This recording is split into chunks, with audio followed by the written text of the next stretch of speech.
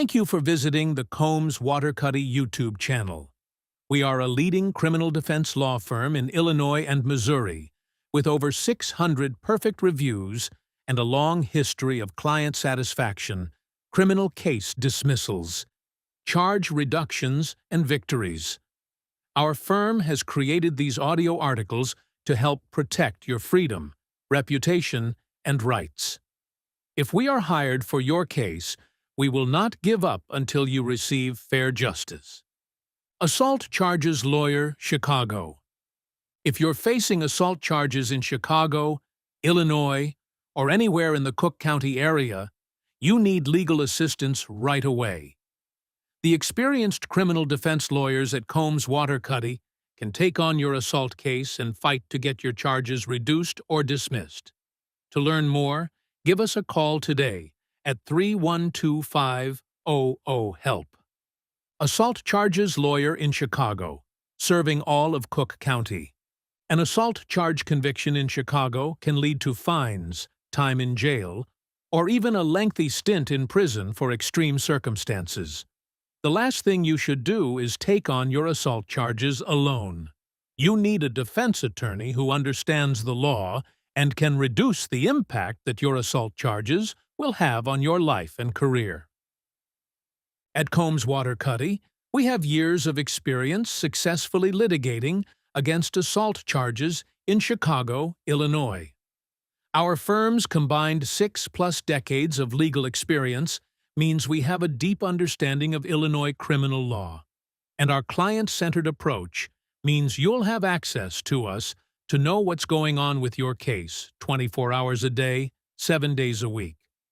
If you're ready to protect your future, defend your rights, and fight back against your Chicago assault charge case, reach out to Combs Waterkotte online today, or give us a call at 312-500-HELP. The sooner you secure legal representation, the better chance you'll have at getting a favorable outcome in your case. What are assault charges in Chicago, Illinois? Many Chicago and Cook County residents may have a misconception about what actually constitutes an assault charge under the law.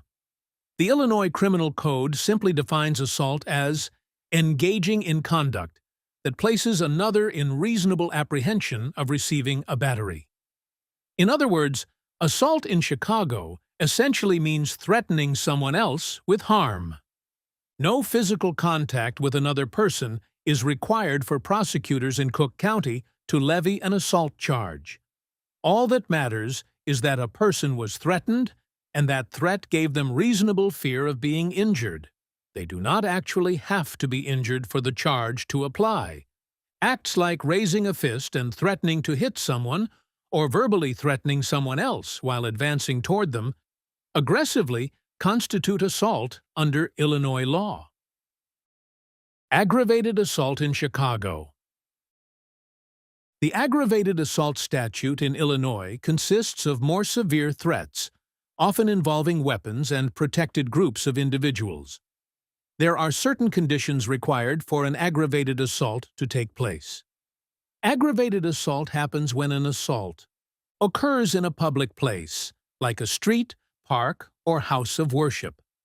Occurs against protected individuals, including police officers, firefighters, or state government employees. Occurs with the use of a deadly weapon, the discharge of a firearm, the use of a vehicle, where the victim fears the vehicle will strike them. Due to their differences in severity, assault and aggravated assault have different penalties under Illinois law. Is assault a felony in Chicago? A base-level assault charge, as defined in 720 ILCS 5/12-1, is not a felony. It is a Class C misdemeanor. Penalties for a Class C misdemeanor under Illinois law include up to 30 days in jail, a fine between $75 and $1,500. The assault statute also specifically calls for anyone convicted of assault to serve between 30 and 120 hours of community service. Aggravated assault, on the other hand, may be charged as a felony or a misdemeanor under Illinois law, depending on the circumstances. That is, who the offense was committed against and what weapons were used. In Chicago, aggravated assault may be charged as a Class A misdemeanor in most cases, resulting in up to 364 days in jail, a fine between $75 and $2,500. A Class 4 felony when using a deadly weapon to threaten a police officer, firefighter, or state government employee, resulting in a 1 to 3 year prison sentence, a 3 to 6 year extended term prison sentence. A Class 3 felony when shooting from a vehicle at a police officer, firefighter, or state government employee, or threatening to hit any of these groups with a vehicle, resulting in a 2 to 5 year prison sentence, a 5 to 10 year extended term prison sentence. Whether you're facing a Class C misdemeanor assault charge or a Class 3 felony aggravated assault charge with aggravating circumstances, get in touch with Combs Waterkotte and fight to get your Chicago assault case reduced or dismissed. Assault versus battery in Chicago. It's common for people to confuse assault and battery in Chicago or to wonder what the differences between the two charges are. It's an important distinction, as the legal definition of assault under Illinois law is to threaten someone with battery. The best way to think about it is that assault consists of threatening someone else with harm, and aggravated assault consists of threatening protected groups with extreme harm. Battery, on the other hand, crosses the line from mere threat into real violence. Under 720 ILCS 5/12-3, battery is defined as causing bodily harm to someone or making physical contact of an insulting or provoking nature. It's a Class A misdemeanor, the same charge as a standard-level aggravated assault. Aggravated battery, on the other hand, consists of committing great bodily harm or permanent disability or disfigurement. It's always charged as a felony. The base charge is a Class 3 felony, but someone may be charged with Class 2, Class 1, or even Class 10 felony aggravated battery, depending on the circumstances. Offenses committed against law enforcement tend to yield the most serious charges. How to beat assault charges in Chicago, Illinois. An assault charge in Chicago can have long-term consequences on someone's life if they're convicted. An experienced defense attorney can help to mitigate the impact of those charges, though, or even get them dismissed altogether. At Combs Waterkotte, we've helped hundreds of clients take on assault charges. Through those cases, we've found several criminal defense strategies to be effective in getting assault charges reduced or dismissed. We've even achieved acquittals at trial. Here are some of the most effective defense strategies we use in Chicago, Illinois assault charge cases. Self-defense. Self-defense is one of the most powerful defenses against assault charges in Chicago. A defendant may argue that they reasonably believed they were in imminent danger of being harmed and acted to protect themselves. For example, if someone aggressively approached while making threats, raising a fist, or displaying a weapon in response may be justified. If the defendant's actions were proportionate and based on a genuine fear of harm, prosecutors may be unable to prove assault beyond a reasonable doubt. Defense of others. A Chicago or Cook County resident can lawfully threaten force to protect another individual from imminent harm. In an assault case, this might involve stepping in when a third party is being threatened or cornered. For instance, if a defendant brandished an object or made threats to scare off an aggressor targeting a friend or family member, that conduct may be justified. The key issue is whether the defendant reasonably believed intervention was necessary to prevent harm to someone else. Lack of intent. Assault in Illinois requires intentional conduct that places another person in reasonable fear of harm.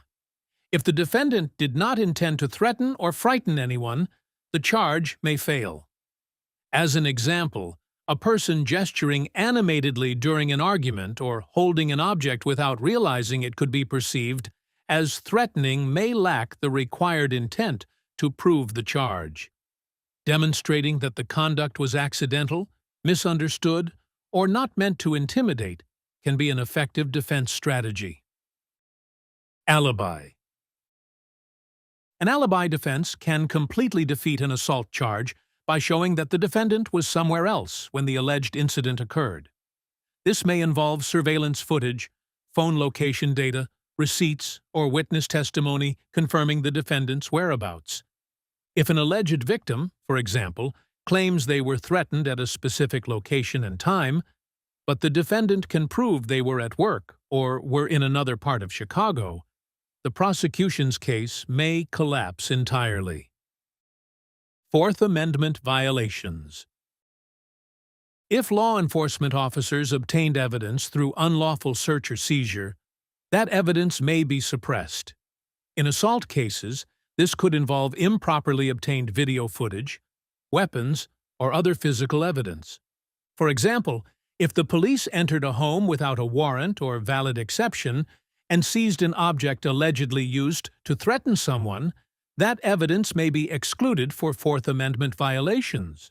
Without key evidence, prosecutors may lack sufficient proof to move forward with the charge. Fifth Amendment or Miranda violations. Statements made by a defendant, or often central in assault cases, especially where intent is disputed. If police failed to advise the defendant of their Miranda rights before a custodial interrogation, those statements may be a Fifth Amendment violation and may not be admissible. If a defendant, for example, allegedly admitted they meant to scare someone, but they were not read their rights before questioning, that damaging statement could be suppressed. Removing these kinds of admissions can significantly weaken the prosecution's ability to prove intent. Combs Waterkotte is a leading criminal defense law firm serving the entire states of Illinois and Missouri. We have offices in St. Louis, Chicago, Kansas City, Clayton, Branson, and Belleville.